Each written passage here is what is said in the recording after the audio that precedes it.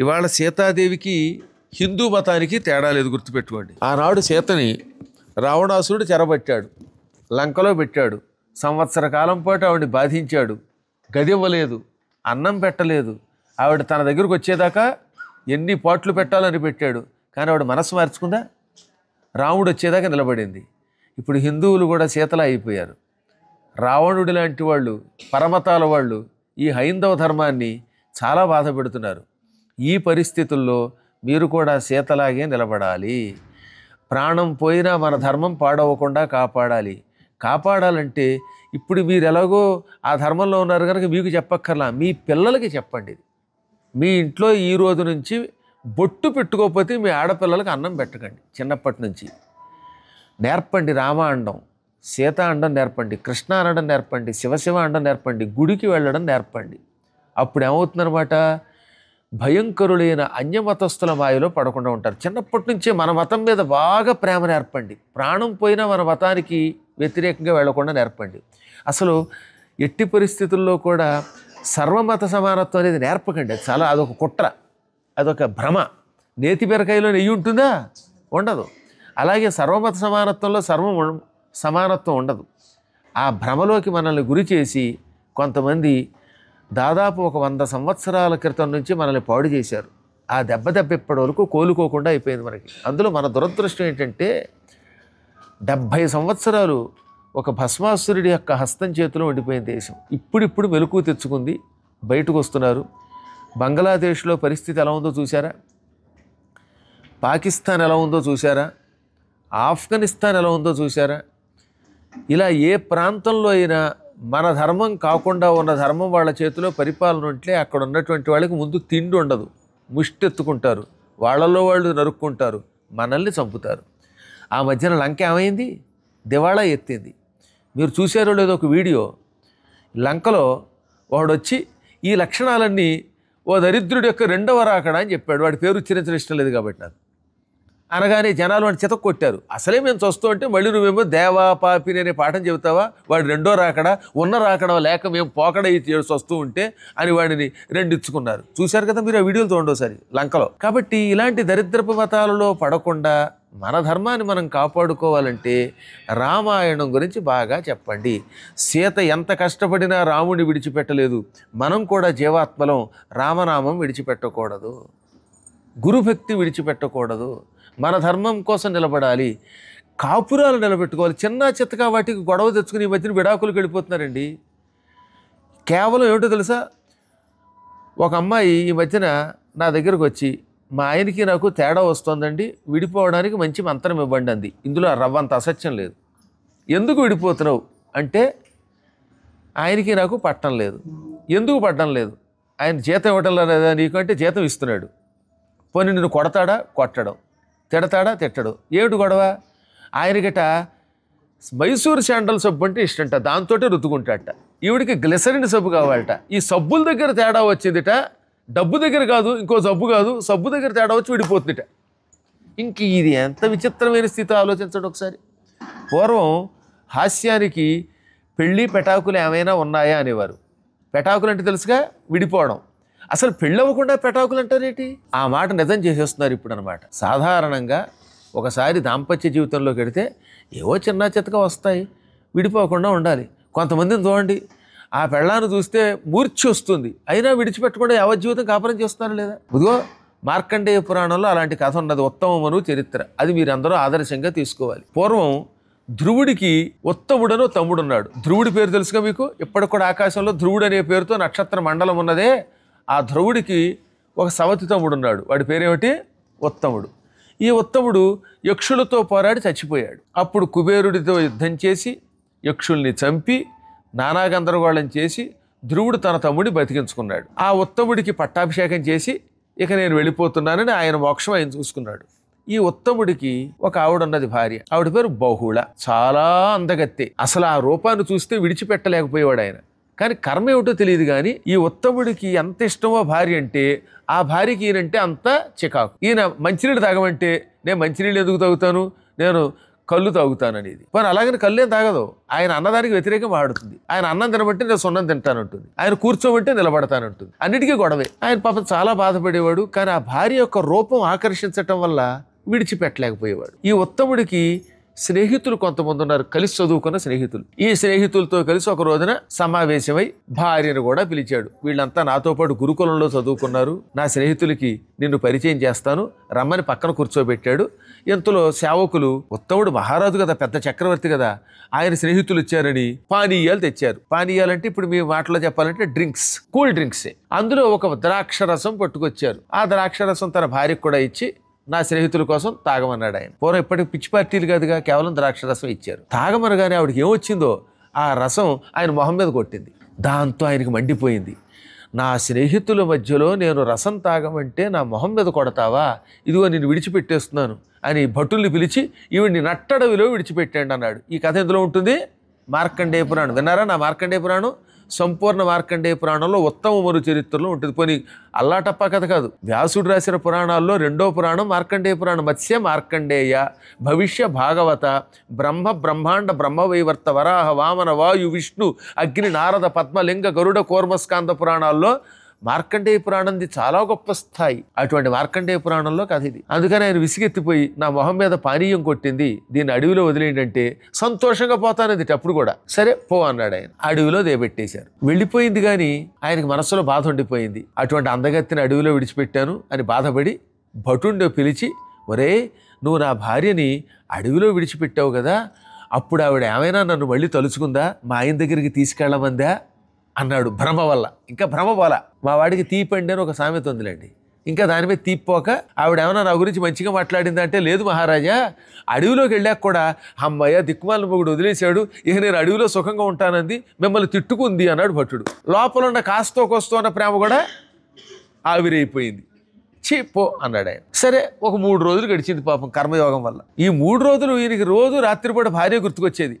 సుందరి నీ వంటి దివ్య స్వరూపంబు ఎందెందు వెదకిన లేదు గదా అని పాపం బాధపడి, అయినా నా భార్యకి నా మీద ప్రేమ లేదని మళ్ళీ దుఃఖించేవాడు. ఒక 3 రోజులు అయ్యాక రాజుగారి సభాభవనానికి ఎదురుగుండా ఉన్న గంట ఎవరో కొట్టారు. పూర్వం మహారాజులు సభాభవనానికి ఎదురుగుండా ఒక ధర్మఘంట కట్టేవారు. ఎందుకు కట్టేవారు ఆ గంట? ఎవరికైనా కష్టం వస్తే ఠంగని ఆ గంట మోగించేవారు. గంట మోగిందంటే అర్థం ఏమిటనమాట? ఎవడికో కష్టం వచ్చింది. అప్పుడు రాజుగారు ఎంత రాత్రి అయినా నిద్రలోంచి లేచి ఆ గంట కొట్టిన వాడి దగ్గరికి వెళ్ళి, నాయనా నీకేం కష్టం వచ్చిందని అడిగి తెలుసుకుని స్వయంగా విచారణ జరిపి వాడి కష్టం తీర్చేవాడు. కానీ చిన్న చిన్న విషయాలకి గంట కొట్టకూడదండోయ్. ఏమండోయ్ మా రూములోకి వైఫై రావట్లేదండి, అందుకని గంట కొట్టానంటే మాత్రం ఆయనకి మంట కలుగుతుంది, ఆ తర్వాత తంట వస్తుంది. చాలా తీవ్రమైన సమస్య వచ్చినప్పుడే గంట కొట్టాలి. సాధారణంగా గంట ఎవరు కొట్టేవారు కాదు. కానీ ఇవాళ 3 రోజుల తర్వాత భార్యను విడిచిపెట్టిన 3 రోజుల తర్వాత గంట మోగింది. మోగగానే వెంటనే ఈయన తలుపు తీసుకుని సభాభవనం బయటకు వచ్చాడు. ఎదురుగుండా ఓ బ్రాహ్మణోత్తముడు, బాగా చదువుకున్న వేద పండితుడు ఒక ఆయన ఉన్నాడు. అయ్యో మహానుభావ, నువ్వా వచ్చి గంట కొట్టావు, నీకేం కష్టం వచ్చిందని లోపలికి తీసుకొచ్చి ఆసనం ఇచ్చి కూర్చోబెట్టి, మీ కష్టం ఏమిటో చెప్పండి తీరుస్తాను అన్నాడు. అప్పుడు ఆయన, మహారాజా నా భార్య ఇప్పటికి 3 రోజులుగా తప్పిపోయిందండి, తప్పిపోయిన నా భార్య కోసం మీ దగ్గరికి వచ్చానండి, ఆవిడ కనపట్టం లేదండి అన్నాడు. ఈయన భార్య కూడా 3 రోజుల క్రితం వదిలేడు ఈయన. ఇప్పుడు వచ్చిన ఆయన ఏమంటున్నాడు, నా భార్య 3 రోజులు అయిందండి, కనపట్టం లేదు, ఆవిడ వెతకమని మీ దగ్గరికి వచ్చానగానే ఈయన తెల్లబోయి, పండిత భార్య కనపడకపోతే పుట్టింటికి వెళ్ళిపోయిందేమో తెలుసుకోవాలి, లేదా ఎవరైనా బంధువుల ఇంటికి వెళ్ళిందేమో తెలుసుకోకపోయావా అంటే, మహారాజా అంత తెలివి తక్కువగా మీ దగ్గరికి వస్తానా, ఈ 3 రోజులుగా అన్ని ప్రయత్నాలు చేశానండి, మొత్తం నా బంధువులు, నా పుట్టింటివారు, ఆవిడ పుట్టింటివారు అందరి చోట్లకి కబుర్లు పెట్టాను, ఎక్కడికి నా భార్య వెళ్ళలేదు. ఎక్కడెక్కడో వెతికి వెతికి వెతికి చివరికి నా భార్య కనబడకపోతే మీ దగ్గరకు వచ్చాను, నా భార్యను వెతికించి తండి నాకు అప్పగించండి అన్నాడు. సరే అయితే నీ భార్య ఎలా ఉంటుందో, ఆవిడ గుణగణాలు ఏమిటో, రూపం ఏమిటో నాకు చెబితే అప్పుడు నేను నీ భార్యను నీకు అప్పగిస్తానన్నాడు ఆయన. అప్పట్లో మరి వాట్సాప్లు ఇవి లేవు కదా, ఈ వీడియోలు లేవు, ఉంటే వాళ్ళ ఆవిడ ఎవరో కనిపెట్టేవాడు. అందుకని చిత్రపటం ఉందా, ఒకవేళ లేకపోతే ఆవిడ ఎలా ఉంటుందో వర్ణించు, ఆవిడ గుణగణాలు ఏమిటని అడిగితే అప్పుడు ఆయన చెప్పాడు, మన భార్య ఎలా ఉంటుందో చెబుతాను వినండి అని. ఇప్పుడు నేను చదవబోయే పద్యం మారణ గారు మార్కండేయ పురాణంలో రాసిన పద్యం.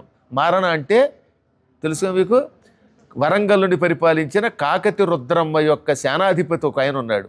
ఆయన పేరు గన్నయ్య సేనాధిపతి, రుద్రమదేవి సేనాధిపతి. ఆయన ఆస్థాన కవి. అందుకే ఈ మార్కండేయ పురాణాన్ని అంకితం కూడా గన్నయ్య సేనాధిపతికి ఇచ్చాడు. అందుకని ఆయన భలే పద్యం రాశాడండి. కుండబొజ్జయు ఒక పాటి గుజ్జురూపు, ఇంత పెద్ద కుండలాంటి పొట్ట ఉంటుంది ఆవిడకి. మొట్టమొదటి పొట్టతో వర్ణించారు. సరే, పొట్ట ఉంటే ఉంది, ఇంకెలా ఉంటుంది? కొంచెం పొట్టిగా ఉంటుంది. ఇంకా తల వెంట్రుకలు ఎలా ఉంటాయి, నెత్తి మీద ఏతాకులో లేక తొమ్మముళ్ళో ఎలా పెడితే ఎలా ఉంటుందో అలా ఉంటాయి తల వెంట్రుకలు. ఆ తల మీద చెయ్యెట్టామా చచ్చిపోయినట్టే. ఇందాక మేము పైకెక్కితే జలగలు పట్టుకున్నట్టుగా ఉంటుంది. చచ్చినంత పని అయింది. ఆయనకి పట్టుకున్నాయి, నాకు పట్టుకున్నాయి. సరే, జలగలను ఎలాగో వదిలించుకున్నాం అనుకోండి. ఇక కళ్ళు ఇలా బయటికి పొడుచుకొచ్చి ఉంటాయి. ఈ కళ్ళ చుట్టూతో ఎంత పొక్కులతో నల్లని వత్సలు ఉంటాయి. పెదవులు ఇలా బయటకు వచ్చి ఉంటాయి. ముక్కుట పొడుముడొక్కులో ఉంటుందిట. ఇంకా ముక్కు రంధ్రాల పైభాగం మరీ జుగుప్సగా ఉంటుంది. చెవులు డప్పల్లా ఉంటాయి. ఏమి రాశారండి, నేను చాలా తక్కువ వర్ణిస్తున్నాను. మీరు ఒకసారి సంస్కృత మార్కండేయ పురాణం చదివి గురువుగారు చెప్పిన వర్ణనలో ఏమైనా అతిశయోక్తి ఉందేమో చూడండి. అసత్యం ఆడారా నిజం చెప్పారో మీకు పురాణం చదివితే తెలుస్తుంది. చేతులు ఇలా ఉంటాయి. ఇంకా ఈ ప్రపంచంలో తాటక పూతన కంటే కూడా భయంకరంగా ఉంటుంది. సరే, అలా ఉన్నా సరే, ఇక ప్రవర్తన గురించి చెబుతున్నాను వినండి.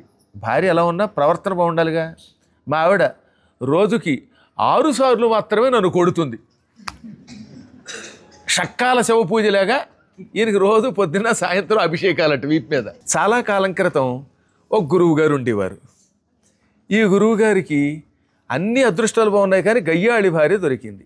ఆయన ఒక గురుకులం పెట్టి మీలాంటి వాళ్ళందరికీ పాఠం చెప్పి ఎంతోమందికి సర్టిఫికెట్లు ఇచ్చి పంపిన వేద పండితుడు. పాపం ఆయన కర్మయోగం వల్ల ఒక గయ్యాళి భార్య వచ్చింది. రోజు అన్నం పెట్టేటప్పుడు చారు పోసేటప్పుడు ఈ చారుకొండ పట్టుకొచ్చి నెత్తి మీద కొట్టేది. ఆయన నెత్తి మీద వేడివేడి చారుకొండ. ఆ దెబ్బలు తిని తిని తిని పాపం ఆయన తల కాయలు కాసేసింది. పాపం ఆయన కిక్కురుమనేవాడు కాదు, మీలాగా సహనపరుడు, మంచివాడు. ఆయన దగ్గర చాలామంది శిష్యులు చదువుకున్నారు. గురువుగారి నెత్తి మీద కొండ కొట్టినప్పుడు పక్కన శిష్యులు కూడా ఉంటారుగా, అప్పుడప్పుడు కొంచెం చారు వాళ్ళ మీద కూడా పడి వాళ్ళు బేరం అనేవారు. ఈ శిష్యులందరూ 10 ఏళ్ళు అయ్యాక వేదాల్లోనో లేకపోతే ఇంకో ఉపనిషత్తుల్లోనో పాపం సర్టిఫికెట్లు పుచ్చుకు వెళ్ళిపోయేవారు కదా, వాళ్ళు ఆయనకి ఫీజు ఇచ్చి వెళ్ళిపోయారట. అందులో ఇలాంటి ఓ శిష్యుడు, అంటే ఇతను కాదులేండి, ఓ శిష్యుడు వచ్చాడు. ఆ శిష్యుడు వచ్చి ఏమన్నాడు, గురువుగారు అందరి దగ్గర డబ్బులు ఉన్నాయి కాబట్టి మీకు బంగారం ఇచ్చారు, రకరకాలైనటువంటి కానుకలు ఇచ్చారు. నేను పేదవాడిని, నాకు ఉచితంగా అన్నం పెట్టి మీరు చదువు చెప్పారు. మీకు ఇప్పుడు కాకపోయినా భవిష్యత్తులో దక్షిణ ఇచ్చుకుంటాను. మీరు కోరుకుంటే నాకు ఉద్యోగం వచ్చాక మంచి దక్షిణ ఇస్తానండి అన్నాడు. అప్పుడు గురువుగారు ఏమన్నారు, నాయన డబ్బులు నాకు చాలా ఉన్నాయి, చాలామంది ఇస్తారు, నాకు ఒక్క దక్షిణ కావాలన్నాడు. కొంచెం జాగ్రత్తగా వినవలసిన కథ అనమాట. ఏమిటి గురువుగారు అని అడిగాడు. నువ్వు చూస్తున్నావు కదా మా ఆవిడ సంగతి. గురువుగారికి రోజు నెత్తి మీద కొండ దెబ్బలు తగులుతున్నాయి. ఈ దెబ్బలు తిని తిని తల వాచిపోయింది. అందువల్ల నా జీవితంలో ఒక కోరిక ఉండిపోయింది. ఆ కోరిక నువ్వే తీర్చాలి. నువ్వు ఒక మంచి పెళ్ళాన్ని పెళ్లి చేసుకో. నువ్వు తిడుతూ ఉంటే ఆవిడ పడాలి, నువ్వు కొట్టినా పడాలి. నువ్వు చేసి పెట్టమన్నప్పుడు వంట చేసి పెట్టాలి. మీ ఆవిడ చేత నాకు వంట చేయించి పెట్టి అన్నం పెట్టాలి, పెసరట్టు ఉప్మా చేయించి పెట్టాలి. ఆవిడ నువ్వు నా ఎదురుగుండా తిట్టాలి, తిడుతూ ఉంటే ఆవిడ కిక్కురు మరకుండా నవ్వాలి. అలాంటి ఆవిడ పెళ్లి చేసుకో, ఇదే నాకు దక్షిణ అన్నాడు గురువుగారు. శిష్యుడు పోన్లండి, ఆ మాత్రం మీకు దక్షిణ ఇవ్వకపోతాను, ఓ మంచి అమ్మాయిని చేసుకుంటానండి. ఇదిగో పద్మాకర్ గారి యాత్రకు వచ్చే శిష్యులు చాలామంది ఉంటారు, వాళ్ళలో చాలా మంచి వాళ్ళు ఉంటారు. అంటే ఆయన ఎదురుగుండా ఉన్నప్పుడు మాత్రం అలాంటి మంచి ఓ శిష్యురాలను ఎవరైనా చూసి మీకు చేసుకుంటానులేండి అని బయలుదేరాడు పాపం. తర్వాత రాజుగారు ఏం చేశారు, ఈ గురువు గారి దగ్గర చదువుకోవటంలో మంచి ఉద్యోగం ఇచ్చారు, బాగా డబ్బు వచ్చింది దీనికి. డబ్బు వచ్చాక అప్పుడు పెళ్లి సంబంధాలకి బయలుదేరాడు. వెళ్ళిన చోటల్లా అమ్మాయి, నేను మా గురువు గారికి వంట చేయిస్తాను మాట ఇచ్చాను, ఆయనకి అన్నం పెట్టాలి, నేను నిన్ను తిడతాను పడాలి, కొడతాను పడతావా అంటే నీ మొహం తగలయ్యా, నిన్నెందుకు చేసుకుంటాం అన్నారు వాళ్ళు. ఈయనకి పెళ్ళి అవ్వట్లేదు. ఈయన పెళ్ళవకి ఈయన బాధపడుతూ అంటే గురువుగారు రోజుకు ఉత్తరం రాసేవాడు, ఒరే శిష్య నా గురుదక్షిణ నా గురుదక్షిణ అని. దాంతో ఈయన చివరికి ఈ పెళ్ళిళ్ళ పేరాయిలను పట్టుకున్నాడు. అందులో ఒక అమ్మాయి దొరికింది. అమ్మాయి బాగాలేదనుకోండి, పగలు చూస్తే రాత్రి కల్లోకి వస్తుంది. అయినా సరే అమ్మాయిని, ఏమమ్మాయి నేను నిన్ను కొడతాను తిడతాను పడతావా, పడతానంది. వంట చేసి పెడతావా మా గురువుగారికి, పెడతాను. అప్పుడప్పుడు నాకు కోపం వచ్చి నోటి మీద చేతి మీద వాతలు పెట్టినా పడతావా, పడతాను అనగానే ఆనందపడిపోయి పెళ్లి చేసుకున్నాడు. ఇక పెళ్లి చేసుకున్న మొదటి రోజు గడిచింది. వంట చేసి పెట్టన్నాడు. నాకు వంట రాదు. ఆ గొంతు కూడా చాలా అద్భుతంగా ఉంది. అప్పటిదాకా ఎవరో వెనకాతల ప్రాంప్టింగ్ ఇచ్చారు, దీని గొంతు కాదు అది, కర్మ. కానీ ఇప్పుడు అసలు కంఠం బయటకు వచ్చింది. మరి వంట వచ్చు అన్నావు కదా అంటే, లేకపోతే నువ్వు పెట్టిన కండిషన్లకి నిన్ను పెళ్లి చేసుకునేది వస్తుందా, అందుకే మా నాన్నగారు ఇలా అన్నీ ఒప్పుకొని ఆ తర్వాత పెళ్ళయ్యాక వాడే చచ్చినట్టు చేస్తాడని అంటగట్టారు, నాకు వంట రాదు అంది. చచ్చినట్టు వీడే వంట చేశాడు. వంట చేస్తే చేశాడు, పొద్దున్న సాయంత్రం కర్రతో కొట్టేది, తాడుతో కొట్టేది, తెగ తిట్టేది. ఆవిడికి రాని తిట్టు లేదు. ఏ రాజకీయ నాయకుడు కూడా తిట్టలేడేమో అటువంటి తిట్లు తిట్టేసేది. ఇక వీళ్ళు ఉంటారు కదా, ఎవరు వాళ్ళు, ఆదివారం వచ్చేసరికి దేవాపాపిని, వాళ్ళ భాష ఉంటుంది చూడండి. అసలు ఆ భాష వాళ్ళ కోసం కనిపెట్టిన వాడు ఎవడో తెలుసుకోవాలన్నమాట. అది విచిత్రంగా ఉంటుందన్నమాట. నీ రాకపోకలయ్యింది, వీడు మొహం తగలయ్యా, అదేం భాష అండి వీడిని తగలయ్యా, దేవా పాపిని, ఒకటి కాదనమాట. చాలా చిత్రంగా ఉంటుందన్నమాట. కసిగా ఎవడో మావాడే ఎవడో రాసి ఉంటాడులేండి ఆ భాష కూడా, లేకపోతే ఇంకోటి వల్ల కాదు అది. సరే మొత్తం మీద ఏమైతే అలాంటి భాషంతో ఉపయోగించేది. ఈ విచిత్రమైన తిట్లు తిని తిని తిని విసిగిపోయాడు ఈయన. ఓ పక్కన రోజు పెళ్ళాం చేతిలో చావు దెబ్బలు తింటూ వంట చేసి పెట్టలేక ఉద్యోగం చేయలేక ఈయన ఏడుస్తుంటే, గురువుగారు 2 రోజులకోసారి ఒరేయ్ పెళ్లి చేసుకున్నావు నా దక్షిణ అని ఆయన ఉత్తరం రాయడం. సరే ఈయన ఏం చేశాడు, ఈ గురువుగారేమో తావు కొడుతున్నాడు, ఈవిడు కొడుతోంది అనుకుని ఒక 2 రోజులు భార్యకి చక్కగా కాళ్ళొత్తి పాదసేవ చేశాడు. పాదసేవ చేశాక, ఏమిటి ఇంత కాళ్ళు నొక్కుతున్నావు అంది. ఏమైనా నీకు పుణ్యం ఉంటుంది, నాకు ఒక కోరిక ఉంది, ఆ కోరిక తీర్చు. మా గురువుగారు దక్షిణ అడిగాడు, ఆ దక్షిణ కోసం కర్మగాలి, నిన్ను పెళ్లి చేసుకున్నాను, నా కర్మగాలి, నువ్వేమో ప్రదక్షిణలా తయారయ్యావు. మా గురువుగారు ఒక్క 3 రోజులు ఇక్కడికి వస్తాడు, ఆయనకి నేను ఇస్తానన్న దక్షిణ చెల్లించుకోవాలంటే నువ్వు నా మాట నిలబెట్టాలి. ఆయన ఉన్న 3 రోజులు నేను తిడతాను, పడు. ఆ తర్వాత కావాలంటే 1000 రెట్లు తిట్టు. ఆ 3 రోజులు నేను అప్పుడప్పుడు ఇలా కొట్టినట్టు నటిస్తాను. ఆ తర్వాత నువ్వు కావాలంటే 6 కర్రలతో నన్ను విరగొట్టు. ఆ 3 రోజులు నా పరువు నిలబెట్టవే, నీకు పుణ్యం ఉంటుంది. మా గురువుగారు ఆయన పాఠం చెప్పాడు, ఆయన వల్ల డబ్బు వచ్చింది, ఆయన వల్ల ఉద్యోగం వచ్చిందని బతిమాలాడు. సరే మొత్తం మీద ఇంత పాదసేవ చేస్తే కొంచెం మెత్తబడింది. 3 రోజుల్లో 100 తిట్లు కంటే ఎక్కువ తిట్టకూడదు, జాగ్రత్త. ఒక 100 తిట్లు తిట్టు అంతే. కొట్టేటప్పుడు మరీ గట్టిగా కొట్టకుండా సుతారంగా కొట్టు అంది. అమ్మయ్య అనుకున్నాడు. అహనా పెళ్ళమంట అని పాటలు పాడాడు, దాన్ని పొగిడాడు. తర్వాత గురువుగారికి ఉత్తరం రాశాడు, గురువుగారు మీ దక్షిణ ఇస్తున్నాను రండి అని. గురువుగారు ఆనందంతో వచ్చేశాడు. రాగానే, ఏవే దరిద్రపు కొట్టుదానా, గురువుగారు వచ్చారు, చెంబుతో నీళ్లు పట్టుకురా అన్నాడు. ఆవిడ కిక్కురు మనకుండా చెంబుతో నీళ్లు పట్టుకొచ్చింది. ఇక గురువుగారికి ఎక్కడలేని ఆనందం కలిగింది. ఒరే శిష్య, ఈ దక్షిణ కోసమే ఇంతకాలం నుంచి కాసు కూర్చున్నాను రా అన్నాడు. గురువుగారు పొగిడాడు కదా, అందుకని జ్యేష్ఠమోహందాన అంటే అంతకంటే తిట్టట్లేదు, నేను అంత తిట్టలేను కాబట్టి, జ్యేష్ఠమోహందాన ఆయనకి తువ్వాలితే అన్నాడు. ఈ రెచ్చిపోయి తిట్టేస్తున్నాడు. కానీ ఒక విషయం మర్చిపోయాడు ఆయన. ఈ పెళ్ళం వాడు తిట్టినప్పుడల్లా ఓ చాక్ పీస్ తీసుకుని శుద్ధ మొక్క లోపల తిట్టు నెంబర్ 1 అని రాసుకుంటుంది అక్కడ. 1 జ్యేష్ఠమోహందాన, 2 నికృష్టపుదాన, 3 ఆయన తిట్టినప్పుడల్లా రాసుకుంటోంది, సంఖ్య వేసుకుంటోంది. గురువుగారు తెగ పొగిడేస్తున్నాడు అనమాట. ఆహా, నా పెళ్ళాం వల్ల తిట్లు తిని తిని తిని నా శిష్యుడు తన పెళ్ళాన్ని తిడుతూ ఉంటే చూడాలని నేను అనుకుంటే, నా అదృష్టవశాత్తు మంచి పెళ్ళాన్ని చేసుకున్నావురా, నువ్వు తిడుతూ ఉంటే నా చెవుల్లో ఆనందంగా వేదమంత్రం విన్నంత ఆనందం కలుగుతోంది అని పొగిడేసరికి వీడు రెచ్చిపోయాడు. ఇక భోజనం దగ్గర కూర్చున్నారు. భోజనం జరుగుతూ ఉండగా ఈయన మర్చిపోయాడు, 100 తిట్లు అయిపోయాయి. 101వ తిట్టుకొచ్చేశాడు. దరిద్రపీనుగా, చారు తేవే వేడివేడిగా అన్నాడు. ఈ కంగారులో 100 పూర్తయ్యాయని తెలియదు. 101వ తిట్టు. దాంతో ఆవిడికి మండిపోయింది. వేడి వేడి చారు కొండ పట్టుకొచ్చి ముందు గురువుగారిని ఎత్తినా, తన శిష్యుడిని ఎత్తినా కొట్టేసింది. దెబ్బ అందులో పాపం గురువుగారిని ఎత్తంతా గుండుతో ఉందేమో, ఆ వేడి దానికి మళ్ళీ మరిగిపోయినటువంటి వేడి చారు వల్ల తలంతా పొక్కులు వచ్చాయి, శిష్యుడికి పొక్కులు వచ్చాయి, తల పగిలినంత పని అయింది. వాళ్ళ ఆవిడకంటే వీళ్ళ ఆవిడ గట్టిది. వాళ్ళ ఆవిడ కొట్టేటప్పుడు కొంచెం జాగ్రత్తగా కొట్టేది, గోరు వెచ్చని చారు పోసేది, ఇది మరిగే చారు పోసింది. దెబ్బకి గురువుగారు బేరమని పైకి లేచాడు, శిష్యుడు లేచిపోయాడు. వెంటనే శిష్యుడిని గురువుని ఇలా గట్టిగా పట్టుకుని గుంజి, ఎక్కడికెడతారు, కొండ పగిలింది, దాని ఖరీదు 5 రూపాయలు ఇవ్వండి అంది. ఇక గురువుగారు ఒకటే పరిగెట్టాడు. ఇంతలో శిష్యుడు గురువుగారు అని వెనకొచ్చేట. అప్పుడు ఏమన్నాడో తెలుసా గురువుగారు, ఒరే నాయన, అనేక శతభాండాని భిన్నాని మమ మస్తకే మమ భార్య మహాసాధ్వి భాండమూల్యం నయాచతే. ఒరే నాయనా శిష్య, ఎన్నో వందల కొండలు నా నెత్తి మీద పగిలాయి. అనేక శతభాండాని అంటే ఎన్నో వందల కొండలు భిన్నాని మమ మస్తకి నా నెత్తి మీద పగిలాయి. కానీ మా ఆవిడే పరమ పతివ్రత. నెత్తి మీద కొండతో కొట్టాక భాండమూల్యం నయాచతే, కొండకి డబ్బులు ఇమ్మని అడగలేదు నీ మొహం మండ. మీ ఆవిడ కొట్టాక కొండకి డబ్బులు నన్ను అడుగుతోంది. ఇదిరా నాకు దక్షిణ ఇవ్వడం అంటే. ఏం చేరు గురువు గారు, దక్షిణ యొక్క లోపంలో పడి ఇలా చేసుకున్నాను అన్నట్ట. కాబట్టి నాయనలారా, ఈ కష్టాలు అలా ఉంటాయి. సీత కష్టాలు సీతవి, పీత కష్టాలు పీతవి. పాపం ఇప్పుడు ఈ ఉత్తముడికి అసలే ఓ పక్కనేమో తన భార్యను అడవిలో విడిచిపెట్టాడా.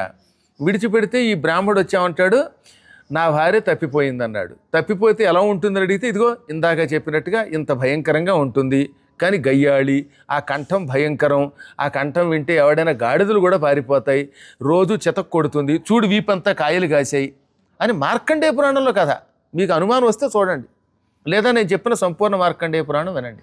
అంత గయ్యాళి అనగానే రాజుగారికి కోపం వచ్చింది. ఏమయ్యా, పెళ్ళి ఎందుకు చేసుకుంటాం? సుఖపడ్డానికి. ఆ పెళ్ళాం బాగాలేకపోయినా, అందంగా లేకపోయినా తట్టుకుంటాం, కానీ చితక్కొడితే ఎలా తట్టుకుంటావు? ఆ పెళ్ళాన్ని వదిలి నీకు ఇంకో కొత్త భార్యని ఇస్తాను. కానీ తప్పు మహారాజా అన్నాడు ఆయన. నేను పెళ్లి చేసుకునేటప్పుడు ఏమన్నాను? ధర్మేచ అర్థేచ కామేచ నాతి చరితవ్యం అని అవతల పురోహితుల వారు మంత్రం చెప్పించారు బ్రహ్మగారు. అంటే ధర్మమునందు, అర్థమునందు, కామమునందు నా అతి చరితవ్యం, ఈవిడిని దాటి వెళ్ళకూడదు అన్నాడు. అంటే ఈవిడికి చెప్పకుండా ధర్మం చెయ్యొద్దు, ఈవిడికి చెప్పకుండా డబ్బు దాచొద్దు, ఆవిడికి చెప్పకుండా కోరికలు తీర్చుకోవద్దు అని చెబితే ఆ మూడింటికి చిహ్నంగా 3 ముళ్ళు వేశాను. అందుకే 3 ముళ్ళే వేస్తారు, ధర్మేచ అర్థేచ కామేచ. ఇప్పుడు ఇవాళ పైత్యం పెరిగిపోయి మోక్షేచ అని కూడా చెబుతున్నారు, కానీ 4వ ముడి లేదంటో, 3 ముళ్ళే. కాబట్టి ధర్మార్థ కామములు మాత్రమే భార్యాభర్తలిద్దరూ సమంగా పంచుకోవాలి. భార్యకి తెలియకుండా భర్త, భర్తకి తెలియకుండా భార్య, ఈ 3 విషయాల్లో ఏ పనులు చేయకూడదు. 4వదైన మోక్షం ఇలా ఎవరికి వాళ్ళు పొందవలసిందే. అందువల్ల ఈ 3 ముళ్ళు వేస్తున్నాను. వేసేటప్పుడు ఈ మొగుడు ఏం చెప్పాలన్నమాట? వాడి నాతి చరితవ్యం అనగానే ఆ మహానుభావుడు నాతి చరామి, అతిచరామి అంటే దాటి వెడతాను, నా అతిచరామి అంటే నిన్ను దాటి వెళ్ళను, నీకు చెప్పకుండా చెయ్యను అంటున్నాడు. అలా అన్నాను నేను. ఇచ్చిన మాట తప్పి భార్యకు విడాకులిచ్చి కొత్త పెళ్ళాన్ని స్వీకరించను. అందువల్ల ఎట్టి పరిస్థితుల్లో ఆ భార్య కావాలి అనగా, పోనీ కొత్త పెళ్లి చేసుకోకపోయినా ఆ పెళ్ళాం పోయిందని సుఖించవచ్చు కదా, సుఖంగా తిరగచ్చు కదా పద్మాగర్ గారితో యాత్రలకి అనగా, లేదండి, భార్యావిహీనుడు యజ్ఞములు చెయ్యడానికి పనికిరాడు.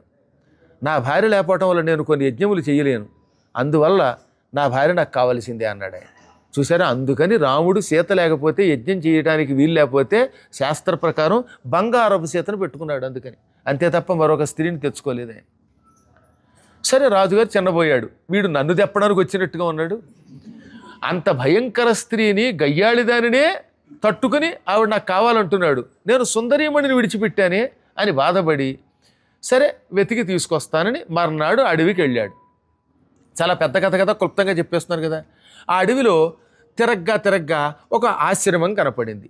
ఆ ఆశ్రమంలో త్రికాలజ్ఞుడు అని ఒక ముని ఉన్నాడు. త్రికాలజ్ఞుడు అంటే గడిచిపోయినది, రాబోయేది, ఇప్పుడు జరుగుతున్నది తెలుసుకోగలడు. వాళ్ళని త్రికాలజ్ఞులు అంటారు.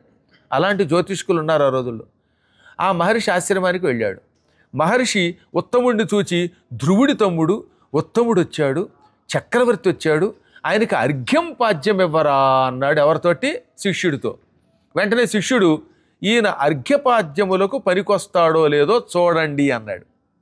అనగానే ఆ త్రికాలతుడు కళ్ళు మూసుకుని, అర్ఘ్యం పార్ఘ్యం వద్దు, కూర్చోడానికి ఆసనం ఇయ్యి అన్నాడు. రాజుగారికి ఆసనం ఇచ్చాడు శిష్యుడు.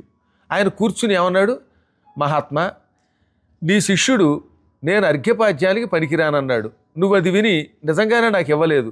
నేను ఎందుకు అర్ఘ్యపాద్యాలకి పనికిరాను?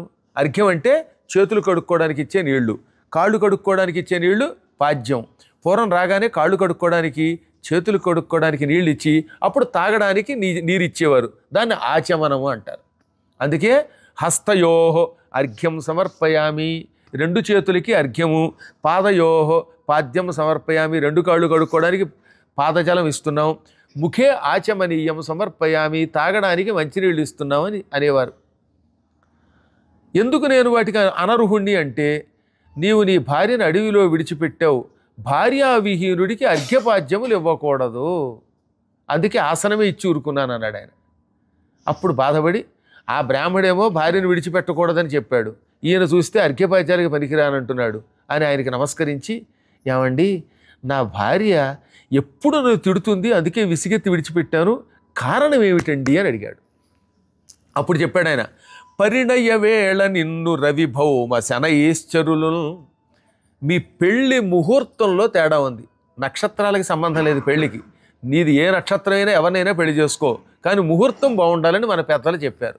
ఇప్పుడు ఏమిటనమాట, ఎవడికి వాడే జ్యోతిషం చెప్పబడను ఓ బోర్డు రాగానే నీది నైధన తార అండం. అసలే పెళ్ళిళ్ళు అవట్లా. అసలు మగవాళ్ళ బాధలు ఏం చెప్పమంటారు పాపం. అందులో మా పురోహిత వర్గానికి అర్చకులకి ఎంత డబ్బు వస్తుంది, వాళ్ళు ఎంత అందంగా ఉంటారు, వాళ్ళకి పిల్లనివ్వట్లేదు కర్మ కాదు. ఇప్పుడు అర్చకుడు మా పవన్ను చూడండి, ఏ హీరో అయినా సరిపోతాడా, అసలు బాహుబలి ఈయనే. ఇక మా సాయి మనోజ్ ఉన్నాడు, ముక్కోటి అందగాడు, అటువంటి వాడికి అంత తెల్లగా చక్కగా ఉంటాడు, బోల్ డబ్బులు, సొంత ఇల్లుంది, ఎన్ని దేశాలు తిరిగారండి. షెంజిన్ వేసాతో 29 దేశాలు తిరుగుతున్నారు వీళ్ళు, నాకు కూడా చూశారు కదా మీరు. అటువంటి వాళ్ళకి పిల్లనివ్వరు, దిక్కుమాల వాడు 10,000కి అక్కడెక్కడో ముష్టి చేసుకునేవాడు కావాలంటారు. అసలు ఈ వ్యవస్థ పోవాలి. కాబట్టి ఈ రోజు నుంచి వీళ్ళకి మాత్రమే పిల్లనిస్తామనండి. వాళ్ళు ఒప్పుకుంటే మంచి పిల్లని ఏ క్యాస్ట్ అయినా చేసేద్దాం అనుకున్నాను, కానీ వాళ్ళు ఒప్పుకోవట్లేదు. ఇంకా కాస్తో కోస్తో వాళ్ళకి ఏదో భయం బీగుతోంది. ఏం అక్కర్లేదు నాయన, మంచి ధర్మ మార్గంలో నడుచుకుంటే హిందూ అయితే ఏ పిల్లనైనా చేసుకోండి, కొంచెం ముక్కు చెవి బాగుండాలి, నాకు పెసరట్టుప్ప చేసి పెట్టాలి, మళ్ళీ నా నెత్తి మీద కొండ పగల కొట్టకూడదు, అలాంటి గురుదక్షిణ ఇచ్చే మంచి అమ్మాయిని చేసుకోండి. నిజంగా చెప్తున్నానండి, నేను చెప్పడం కాదు. అసలు కొంతమంది పురోహితులు అద్భుతంగా ఉంటున్నారు, బాగా చేసి పెడుతున్నారు, వాళ్ళు అర్చకులు ఎంతో సంపాదిస్తున్నారు, అందంగా కూడా ఉంటున్నారు. ఇప్పుడు నన్ను చూశారు కదా, నా అంత కాకపోయినా వాళ్ళు అందంగానే ఉంటారు కదా. ఆ మాత్రం పిల్లనివ్వడానికి ఏమిటో మరి తెలియట్లేదు. ఏమన్నా అంటే అర్చకుడు వద్దండి అంటాం, కర్మ ఏమిటో మరి, ఏం దేశానికి ఏం తెగులు పట్టుకుందో కానీ.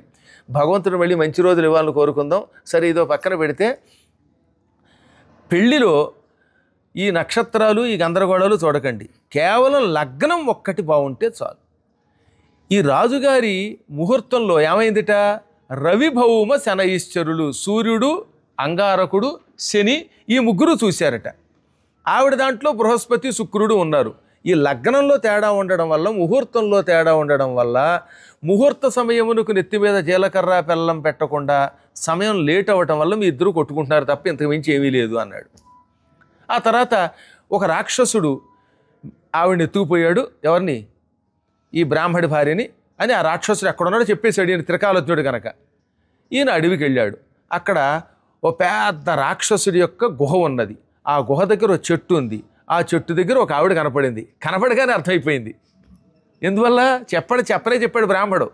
ఆహా, ఈ భూలోక అతిలోక సుందరి ఆ బ్రాహ్మణుని భార్య అనుకుని ఆవిడ దగ్గరికి వెళ్ళి, ఎంతైనా ఆ మహానుభావుడి భార్య కనుక, అమ్మ నమస్కారం, ఫలానా బ్రాహ్మణుని భార్య నువ్వేనా అంటే అవునండి అంది. ఆహా, నీ కంఠం కూడా ఎంత మధురంగా ఉందో, రాళ్ళు కరిగేటట్టున్నాయి నువ్వు పాడితే అని పొగిడి, ఇంతకీ నిన్నెవరు తీసుకొచ్చారు? ఆ కొండ గుహలో ఉండే రాక్షసుడు తెచ్చాడండి. ఎందుకు తెచ్చాడు తెలియదండి, నన్ను పెళ్లి చేసుకోలేదు అనగానే ఈయన లోపల, నిన్ను పెళ్లి చేసుకోవడమా అనుకున్నాడు ఈయన. అంటే రాక్షసులు దిక్కుమాలిన వాళ్ళు కదా, కాముకులు కదా, అందుకు తెచ్చాడేమో అనుకుంటే అందుకు కాదట. పోనీ తిన్నాడా, తినలేదట. ఏమన్నా ఏడిపిస్తున్నాడా, ఏడిపించట్లేదు. పళ్ళు పెడుతున్నాడు, పైగా బొప్పాసికాయ ముక్కలు, బాయిదారు బొప్పాసికాయలు, అది అంటే పుచ్చకాయ ముక్కలు, ఇవి పెట్టి బాగా చూసుకుంటున్నాడండి. నా భర్త దగ్గరికి వెళ్ళనివ్వడు, తినడు, ఏడిపించడు, ఆహారం పెడతాడు, ఎందుకు తెచ్చాడో చెప్పడండి ఆవిడ. ఇంతలో రాక్షసుడు వచ్చేసాడు. తాడి చెట్టు అంత పొడుగున్నాడు వాడు రాగానే ఈ ఉత్తముడు కత్తి తీశాడు. కానీ వాడు వెంటనే, చక్రవర్తి సాష్టాంగ నమస్కారం చేస్తున్నాను పాహి అని కాళ్ళ మీద పడి నమస్కరించాడు. నేను ఎవరినో నీకు తెలుసా అంటే, నువ్వు తెలియకపోవడం ఏటయ్యా, ధ్రువుడు అంతటి వాడికి తమ్ముడివి, ఉత్తానపాదుడికి ధ్రువుడు ఉత్తముడు అని 2 పిల్లలు ఉన్నారని, సవతి సోదరులని తెలుసు, నీ వల్లే కదా ధ్రువుడు అంత గొప్పవాడయ్యాడు, నువ్వు మహాత్ముడివి, చక్రవర్తివి, నువ్వు అంటే చచ్చిపోతాం మేము, రాక్షసుల్ని చంపిన వాడివి, నువ్వు తెలియకపోవడం ఏమిటని నమస్కరించాడు. నా మీద భక్తి చూపిస్తున్నావు కనుక నేనేం చెయ్యను, ఈ బ్రాహ్మణ పత్నిని ఎందుకు తెచ్చావని అడిగితే, అయ్యా నేను కాముకుండి కాదు, నా భార్యలు అందగత్తెలు బోలెడు మంది ఉన్నారు, ఈ దౌర్భాగ్యాల మీద వ్యామోహంతో తేను, మేము నరమాంసభక్షకులము కాదు, ఇంకెందుకు తెచ్చానో చెబుతున్నాను విను. వీళ్ళ ఆయన ఏది, ఈ స్త్రీ భర్త ప్రతిదినము యజ్ఞం చేస్తూ సమస్త భూత ప్రేత పిశాచ నాశనార్థం యజ్ఞమహంకరిష్య అని యజ్ఞంలో సంకల్పం చెబుతున్నాడు. దానివల్ల ఏమవుతుంది, ఆ యజ్ఞం వల్ల రాక్షసులు చచ్చిపోతున్నారు. రోజు 10 మంది రాక్షసులు చచ్చిపోతారట ఆ యజ్ఞం వల్ల. అప్పుడు మా రాక్షసులు వచ్చి, మహారాజా, రాక్షసరాజా, ఫలానా బ్రాహ్మడు యజ్ఞం చేస్తున్నాడు, ఆ యజ్ఞం వల్ల మేము చచ్చిపోతున్నాం, ఆ యజ్ఞం ఆపి మమ్మల్ని రక్షించమని ప్రార్థించారు. అలాగని అతని యజ్ఞం ఆపే శక్తి మాకు లేదు, ఎందుకంటే వాడు మంత్రశక్తి గొప్పది. అప్పుడు బాగా ఆలోచించాను, భార్యావిహీనుడు యజ్ఞమునకు పనికిరాడు, యజ్ఞం చేయకపోతే మా వాళ్ళు బతుకుతారు, అందుకని ఎత్తుకొచ్చానన్నాడు. అందుకే మార్కండేయ పురాణం అద్భుతమైన కథ అండి అది. అసలు ఏ జానపద కథ దాని ముందు పనికిరావు. అప్పుడు అసలు విషయం అర్థమైంది దీనికి. ఈవిడ్ని నాకు ఇచ్చేయి, పట్టుకెళ్ళి ఆ బ్రాహ్మడికి ఇస్తాను, దీనికి బదులుగా నేను ఆ బ్రాహ్మణునికి చెప్పి మీ రాక్షసులకి ప్రమాదం కలగకుండా యజ్ఞం ఆపిస్తాను, ఇంకో యజ్ఞం చేయమంటాను, ఈ బ్రహ్మరాక్షసాది భూతప్రేత పిశాచాది నాశనం కోసం జరిగే యజ్ఞం ఆపించేస్తానని మాటిచ్చి ఈవిని తీసుకొచ్చాడు. తీసుకొస్తూ ఉండగా ఈ రాక్షసుడు, మహారాజా, మా రాక్షసులకి నాశనం లేకుండా యజ్ఞం చేస్తానని మాటిచ్చావు గనక నేను నీకు వరం ఇస్తున్నాను, నువ్వు ఎప్పుడు కోరుకుంటే అప్పుడు వచ్చి నీకు పని చేసి పెడతాను, నా దగ్గర ఒక శక్తి ఉంది, నేను ఎవరి హృదయంలో అయినా ప్రవేశించి వాళ్ళల్లో ఉన్న గుణములను మింగగలను. అంటే ఎవడన్నా ఒక దుర్మార్గుడు ఉన్నాడు అనుకో, ఆయన హృదయంలో ప్రవేశించి ఆ దుర్గుణాలు మింగగలడట, అప్పుడు అవతలవాడు మంచివాడైపోతాడు, ఈ ఉపకారం చేస్తానన్నాడు. అనగానే అయితే ఓ పని చెయ్యి, అసలు ఈవిడి హృదయంలో ప్రవేశించి ఈవిడ దుష్టబుద్ధిని దూరం చేసి మంచి బుద్ధిని కలిగించనగానే టక్కున వాడు అదృశ్య రూపంతో లోపల ప్రవేశించాడు. ప్రవేశించి కాసేపటికి బయటికి వచ్చాడు. బయటికి రాగానే ఈ పాపిష్టిది కాస్త వినయంగా మారిపోయి, మహారాజా, కంఠం కూడా మారిపోయింది ఆవిడది, మహారాజా, నేను మా ఆయన్ని ఎంతో కొట్టి బాధ పెట్టానండి, ఇంకెప్పుడు జీవితంలో ఆయన బాధ పెట్టనండి, సేవిస్తానండి అంది. చిలకలా పలికింది. అంటే ఆయన చాలా గొప్పవాడు అనమాట. రాక్షసుడిని దీవించి ఈవిడిని మార్చి పట్టుకొచ్చి ఎవరికి ఇచ్చేశాడు, ఆ బ్రాహ్మడికి ఇచ్చాడు. ఆ బ్రాహ్మణుడు సంతోషించాడు, నా భార్య నాకు ఇవ్వడమే కాకుండా ఆవిడ బుద్ధి కూడా మార్చావు, నీకేం కావాలో కోరుకో అన్నాడు. నాయన, రాక్షసుడు దుర్గుణాలను మారుస్తాడు కానీ భార్యాభర్తల మధ్యలో ఐకమత్యం కలిగించలేనన్నాడు, అందుకే నా భార్యని మార్చుకోలేకపోతున్నాను, ఇప్పుడు నీ భార్య నీకు ఇచ్చాను కనుక నా భార్య ఎక్కడుందో చూసి ఆవిడ నాకు అప్పగించగలవా అన్నాడు రాజుగారు. నా దగ్గర దివ్యశక్తి ఉందండోయ్, ఆ దివ్యశక్తితో నా భార్య ఎక్కడుందో చెప్పగలను, నువ్వు అడగచ్చు ఈ మంత్రశక్తిని ఉపయోగించి నీ భార్యను ఎందుకు తెచ్చుకోలేదని. స్వార్థం కోసం మంత్రశక్తి వాడకూడదు, అందుకని నా కోసం వాడలేదు, నీ కోసం వాడుతున్నానని. ఆ తర్వాత కనిపెట్టి పాతాళ లోకంలో ఒక రాజుగారి దగ్గర ఉంది, నాగరాజు గారి దగ్గర. ఆ నాగరాజు మీ ఆవిడని ఎత్తుకుపోయి పెళ్లి చేసుకుందాం అనుకున్నాడు, కానీ ఆ నాగరాజు కూతురు నీ భార్యను రక్షించింది. దాంతో ఆ నాగరాజు కోపం వచ్చి తన కుమార్తెని శాపం పెట్టి నువ్వు మూగదానివైపో అన్నాడు. అనగానే ఈయన తన శక్తితో ఆ పాతాళంలో ఉన్నవాడిని తీసుకొచ్చాడు. తీసుకొచ్చిన తర్వాత ఈ భార్య మళ్ళీ పూర్వంలా తిడుతుంది కదా, అందుకని నా భార్యను తెచ్చుకున్నానండి, అన్నీ బాగానే ఉన్నాయి, కానీ నా భార్య అనుకూలవతిగా కావాలంటే ఏం చేయాలన్నాడు. దానికి ఒక యజ్ఞం ఉన్నది, దాని పేరు మిత్రకామేష్టి. ఇష్టి అంటే యజ్ఞము, కామేష్టి అంటే కోరికతో చేసే యజ్ఞం. పుత్రులు కావాలనే కోరికతో యజ్ఞం చేస్తే దాన్ని ఏమంటాం, పుత్రకామేష్టి. శత్రువులు మిత్రువులు కావడానికి చేస్తే మిత్రకామేష్టి. మిత్రవింద లేక మిత్రకామేష్టి. ఈ యాగం ఉందండి, అలాంటివి చూశాను నేను. ఎప్పుడైనా భార్యాభర్తలు కొట్టుకు చచ్చిపోతూ ఉంటే వాళ్ళ కోసం ఈ యజ్ఞం చేస్తే వాళ్ళు బాగుపడతారు. అది పెద్ద కష్టం కాదు. ఈ మధ్యకాలంలో యజ్ఞాలు అంటే లక్షలు లక్షలు లాగేస్తున్నారే, అది ఉట్టే అమాయకత్వం, అన్యాయం అది. అసలు ఏ కార్యక్రమానికైనా ద్రవ్యం ఎంత అవుతుంది దాన్ని తీసుకోవాలి, తర్వాత దక్షిణ తోచింది మీరు ఇవ్వాలి, అంతేగాని రాగానే ఓ చిన్న యజ్ఞములకు 10 లక్షలు అనడం, అసలే వాడు కష్టాల్లో ఉంటే వీడిని దోచుకోవడం, అది ఎంత పాపం అండి. అది ఆ ఉసురు తగులుతుంది మళ్ళీ, తెలుసా మీకు? సరే, అది పక్కన పెట్టండి.